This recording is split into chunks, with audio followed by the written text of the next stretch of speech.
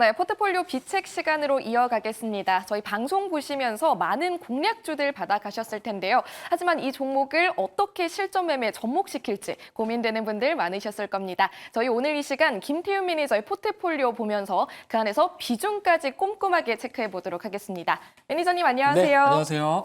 네, 반갑습니다. 자, 사실 앞선 코너에서도 언급을 해주셨지만 오늘 오후장 단연 리가캠 바이오가 대표적인 또 핫 종목이었던 것 같습니다. 그렇다면 매니저님은 4분기 주도 업종으로 제약바이오 어떻게 보시나요? 네, 뭐 4분기 주도 업종 될 것이다라고 이미 워낙 많이 제가 8월 초부터 강조를 드려가지고 뭐 리가켄 바이오, 뭐 ADC 관련해서 오늘 또 기술 수출 계약 이슈가 좀 나와주다 보니까 다른 제약바이오 종목들에 대한 이런 이 수급세가 다시 한번 또 유입이 되는 상황입니다. 그래서 뭐 이거와 관련해서는 뭐 사실 굳이 지금 달리는 말에서 내릴 필요는 없다라고 보고 있는데.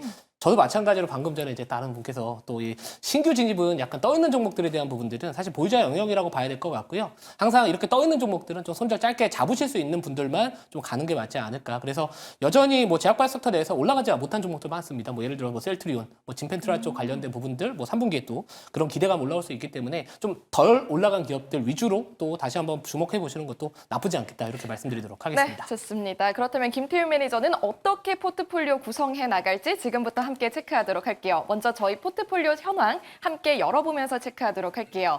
누적 수익률 먼저 살펴보면 134% 넘어서면서 계속해서 꾸준히 증가하고 있는 모습이죠. 이 안에서 하나씩 살펴보도록 하겠습니다.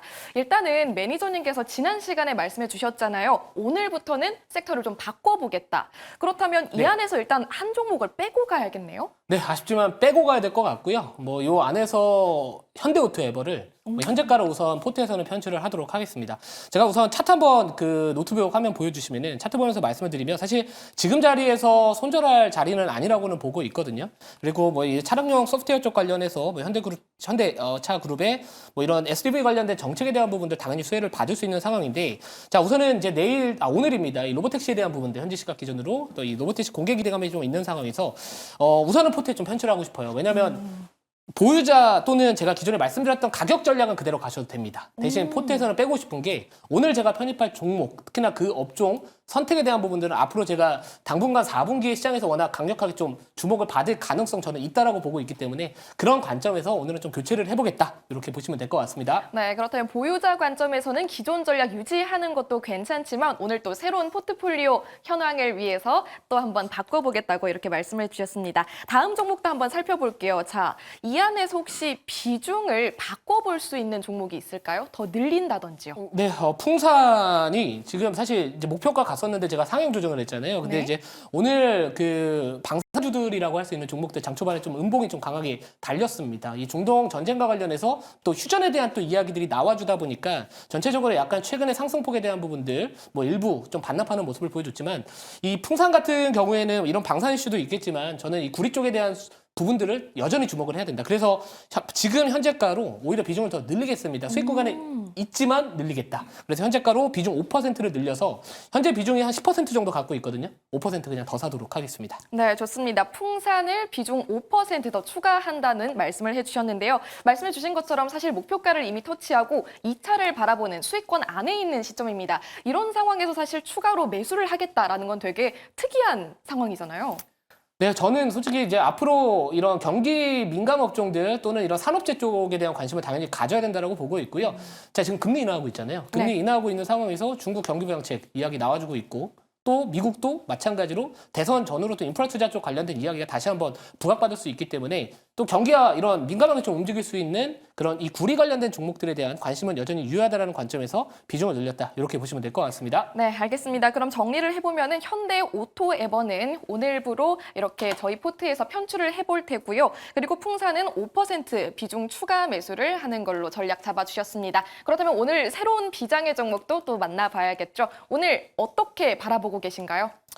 네, 우선은 미국하고 중국하고 이제 어떻게 보면 이제 G2 국가잖아요. 그거와 관련된 이런 인프라 투자 쪽 관련된 수혜 종목을 제가 오늘 비장의 종목으로 좀 가지고 와봤다라고 보시면 될 것 같습니다. 자, 종목명 바로 공개를 좀 해드릴게요. 네. 사명이 좀 길다 보니까 자, 종목명부터 말씀드리도록 하겠습니다. HD 현대 인프라코어가 오늘의 비장의 종목이고요. 아까 제가 말씀드렸듯이 우선은 방송 중 이제 현재가로 좀 매수를 하는 걸로 갈게요. 대신 포트 편입을 하도록 하겠습니다. 왜냐하면 현대오토에버를 빼놓은 상황에서 한 자리를 요 종목으로 좀 채워 넣기 위해서 뺀 거기 때문에 우선 비중은 10% 들어갈게요. 처음부터 10%를 들어가는 이유는 주가의 위치 자체가 부담이 없다라는 관점으로 본다면 너무 적은 비중으로 가기에는 조금 주가가 낮다. 네, 그래서 처음부터 바로 10% 비중 들어가도록 하겠습니다. 네, 그렇다면 오늘 비장의 종목인 HD 현대 인프라코어 저희 포트에 편입을 해주는 걸로 결정을 해주셨고요. 비중은 10% 말씀해 주셨습니다. 이렇게 한 번에 첫 진입부터 10%를 담는 일은 또 흔치 않잖아요, 우리한테. 네, 뭐 자세하게 조금 더 설명을 좀 드려보면은 네. 자, 우리가 이제 투자를 할 때 제가 지난번 뭐 8월 초나 7월 달 조선주 또는 방산주에 대한 관심을 가져야 된다고 말씀드렸던 거는 그 시장의 전반적인 큰 흐름에 맞았기 때문에 그렇게 많이 강조를 드린 겁니다. 근데 이제 우리가 건설기계 섹터나 특히나 이제 인프라 투자에 대한 부분들 주목을 해야 되는 이유는 이 트럼프와 이 해리스의 이제 폴리마켓 베팅 사이트에 들어가 보시면은 해리스보다 이제 트럼프의 지지율 자체가 최근에 올라가고 있고요. 또 일각에서는 뭐 해리스도 마찬가지로 인프라 투자와 관련해서는 이 수혜주로 우리가 이 관련주들을 좀 주목을 해야 된다라고 보고 있는데, 자, 이 금리 인하에 대한 부분들 당연히 부동산 경기나 인프라 투자 쪽에 당연히 수혜를 받을 수밖에 없는 업종입니다. 다른 금리 인하와 관련된 종목들은 사실 그동안 많이 좀 주목을 받았지만 이 건설기계 섹터 같은 경우에는 크게 아직까지는 좀 주목을 받지 않았기 때문에 그동안 이 주가가 올라가지 못했다라는 부분들이 지금 상황에서 우리가 관심을 가져도 되지 않을까 이렇게 보고 있고요. 특히나 이 건설 장비 발주 같은 경우에는 이 캐피탈 대출 자금을 또 활용을 해가지고 이 장비를 또 구매한다라는 부분들이 좀 있어서 당연히 금리 인하와 관련해서는 또 반사이익을 좀 얻을 수 있는 그 기대감이 반영될 수 있다 이렇게 보시면 될 것 같습니다. 또 게다가 이 HD 현대그룹 같은 경우에는 뭐 HD 현대 건설기계나 HD 현대 인프라코어와 관련된 종목들이 좀 있는데 이 미국 내에서 통합 제작센터 또 오픈을 최근에 했다라는 이야기들이 있습니다. 이 한국에서 이제 생산한 반제품을 이제 미국 내에서 현지에서 조립 및 생산을 하겠다라는 이슈이기 때문에 보통 이쪽은 이 주문 제작 방식 사업을 추구하고 있기 때문에 그런 부분들은 당연히 필수적이다라는 내용들이 좀 있고요.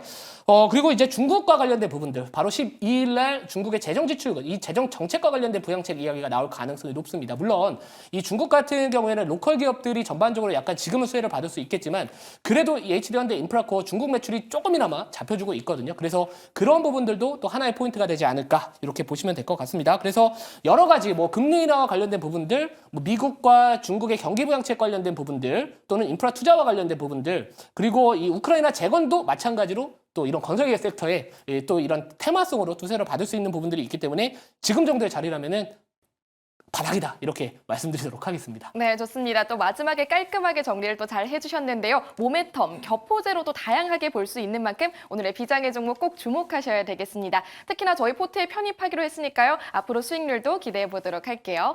자, 그럼 방송 끝나고도 김태윤 매니저 어떤 인사이트 듣고 싶은데 어디서 만날 수 있을까요? 네, 잠시 뒤에 이제 오후 4시부터 너튜브 김태윤 검색을 하시면은 제가 이미 그 방송을 열어뒀습니다. 최근에 이제 금리 인하와 관련된 수혜 업종 엇갈리는 모습 보여주고 있거든요. 제약바이오 섹터는 계속해서 가져가야 된다고 여전히 보고 있고요. 아까 방금 전에 말씀드렸던 건설기계 섹터 내에서 제가 방송에서 말씀드리지 못했지만 과거 이 캐터필러와 관련된 부분들 때문에 주가가 2016년 대선 끝나고 나서 300% 이상 올라간 종목이 있습니다. 그거와 관련된 자세한 내용 잠시 뒤에 오후 4시에 말씀드릴 테니까 많은 시청 부탁드리도록 하겠습니다. 네, 어디서도 볼 수 없었던 꼼꼼하고 자세한 전략 짜주시는 분입니다. 방송 끝나고도 김태윤 매니저와 함께 하시길 바랄게요. 매니저님 고맙습니다.